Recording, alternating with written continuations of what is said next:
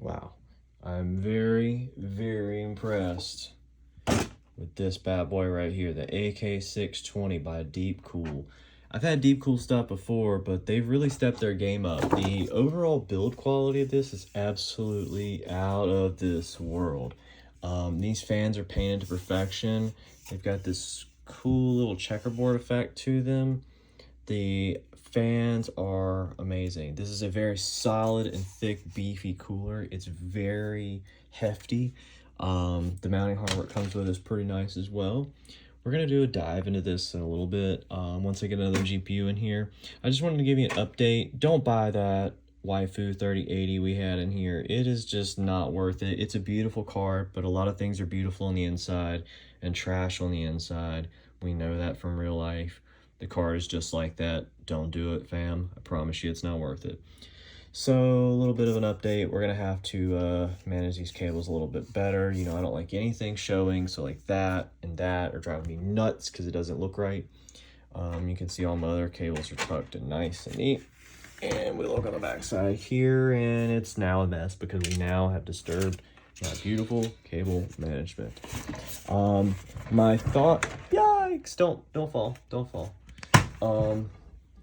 My thought initially was to run the Lee & Lee RGB fans. We may be able to make these work. I don't know if I can or not, but I'm going to try to 3D print a bracket or fab something up to make them work, because these little bracket doohickeys right here have to go over the fan a little bit, like so. And the problem with this is the part that you see. So the bracket's going to hit here. And I don't know how to get around that without cutting it or modifying it in some way. So yeah, let's try and see what we can come up with. Now, GPU, I don't have the Waifu 3080 anymore. It went back to its original hell. So I just don't want to get into that right now because it's still in the process of going back to hell. I call it hell affectionately, but it's really not the favorite place to buy parts from, if you know what I mean. Anyways, if you know, you know. Alrighty then. So to the comment telling me to vertical mount it, no, don't do that. I'll tell you why. If you think about this, okay, those GPUs will definitely take up 2 slots, okay, definitely. So you put it in here, it's going to come past that second slot and it's going to fit flush with this. And then the problem is you're going to fit that side panel on right here, okay? The side panel, the glass, you know what I mean? The thing that actually covers the computer. Now what happens if you have a fan on the GPU? You got three fans on the GPU, right? Let's just pretend that's there, all right? Now, what happens if you cover a fan? Have you ever actually touched a fan? Have you actually touched a fan? Probably not, if you're telling me to cover it up. Because what's going to happen is there's no air to come in. It's going to create suction on the glass, and the glass is not breathable. It's not a mesh side panel, okay? If it was a mesh side panel, maybe, but, you know, like this is mesh. You see what I mean? It actually has to breathe. This is mesh. It actually has to breathe.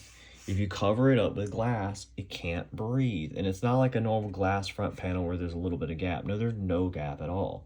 So then putting this bracket in here is mostly if you're going to water cool it, or if you have a really cheap, thin, junky GPU that you just don't care about, then it will be okay.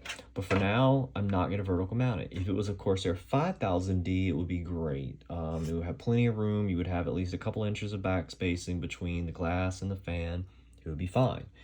Now, what am I going to go with for here? I don't know. I really don't know. I've got to get something that will blend and kind of like go with it. So I'm thinking silver or white, but there's not a lot of white choices out there. I would love a 6900 or 6950 XT, but we're going to see what we can come up with and go from there. So if you have any suggestions, let me know. No, I'm not doing a 4090 because they are catching on fire. If you haven't paid attention, the connectors are garbage.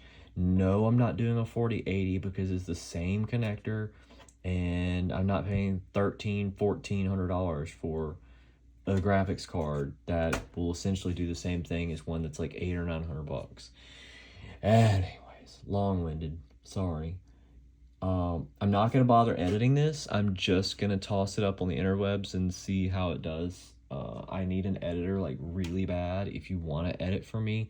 And another channel, I have some opportunities for you. I'm stressed. I'm sure you can tell. I would love someone to just say, hey, I'm good with editing. What you need? And let's do a video chat and I'll show you. And if you're good with DaVinci Resolve, you know, I have an opportunity for you. By the way, this rig is completely done. My NVMe is fried, by the way. That was out of the other rig.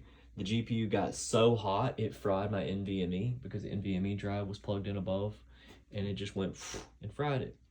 That's why I have it plugged in the dongle because I was trying to fix it, but it's not fixable. This one's done. Hopefully it's going to a new home soon. You see how clean everything looks? You don't see cables except those, and that's the only cables you can't hide just because. And they look beautiful. Look at that. I spent so much time on this thing. It looks so good. I kind of wish I was keeping it for myself, but you know,